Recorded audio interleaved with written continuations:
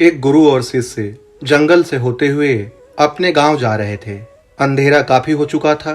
शिष्य ने अपने गुरु से कहा कि गुरुजी, काफी रात हो चुकी है, अगर आप कहें तो आज की रात यहीं आसपास के किसी गांव में गुजार लें। गुरुजी ने अपना सिर हिलाया और वो आसपास के गांव में एक छोटे से घर के पास जाकर रुके। वे जैसे ही वहां गए तो गुरुजी के शिष्य ने दरवाजा खटखटाया। उस घर से एक गरीब आदमी बाहर आया तो गुरुजी ने बोला, हम अपने गांव जा रहे थे, लेकिन काफी रात होने की वजह से हमने इसी गांव में रुकने को सोचा। क्या हम आज रात आपके यहाँ रुक सकते हैं? वह गरीब आदमी बोला, हाँ, क्यों नहीं, आप दोनों अंदर आ जाइए। अब जैसे ही गुरुजी अंदर गए, उन्होंने देखा कि उस आदमी के घर में बहुत ज्यादा गरीबी थी। गुरुजी ने उससे पूछा कि आप काम क्या करते हैं? वह गरीब आदमी बोला कि मेरे पास बहुत सारी जमीन है।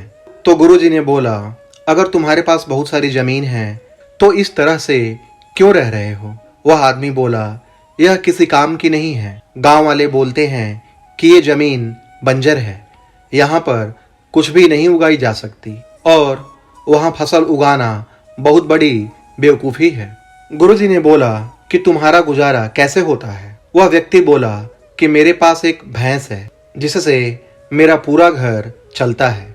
ये सुनने के बाद गुरुजी सो जाते हैं और रात में जब सब लोग सो रहे होते हैं तब गुरुजी अपने शिष्य को उठाते हैं और उस गरीब आदमी की भैंस लेकर अपने गांव चले जाते हैं। शिष्य अपने गुरु से पूछता है कि गुरुजी, कहीं आप ये गलत तो नहीं कर रहे हैं?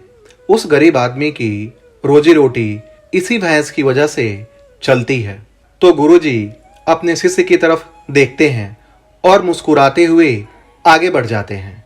उस बात को तकरीबन 10 साल गुजर जाती है और जो गुरु का शिष्य था वह बहुत बड़ा गुरु बन चुका था। तो एक दिन उसे उस गरीब आदमी की याद आती है कि मेरे गुरु ने उस आदमी के साथ अच्छा नहीं किया था। मुझे एक बार चलकर देखना चाहिए कि वह आदमी अब किस परिस्थिति में है।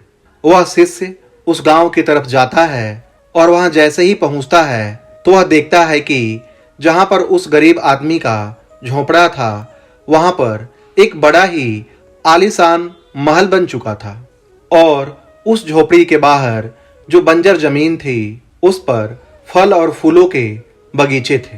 तभी उधर से घर का मालिक आता है। शिष्य उसे पहचान लेता है और उस आदमी को बोलता है, तुमने मुझे पहचाना, मैं अपने गुरुजी के साथ आया था, एक रात के लिए आपके यहाँ रुके भी थे। वह आदमी उसे पहचान लेता है और बोलता है कि उस रात में आप कहाँ चले गए थे और उस रात के बाद ही मेरी भैंस कहीं चली गई थी। मेरे पास कोई रास्ता नहीं था तो मैंने अपने जमीन पर मेहनत की और फसल निकल आई और आज मैं इस गांव का सबसे बड़ा और सबसे अमीर आदमी बन चुका हूँ। ये सुनने के बाद शिष्य की आंखों में अपने गुरुजी के लिए आंसू आ गए और उसे यह बात अब समझ आई और वो रोने लगा। इस कहानी से हमें ये सीख मिलती है कि हमारे अंदर ऐसी बहुत सी टैलेंट छुपी हुई है, लेकिन हमें कोई ना कोई चीज रोक कर रखी है।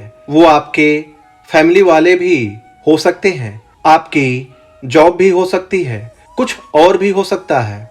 देखिए, आपके पास भी तो भैंस की जैसी कोई दूसरी चीज तो नहीं है जिसने आपको आगे बढ़ने से रोक कर रखा है।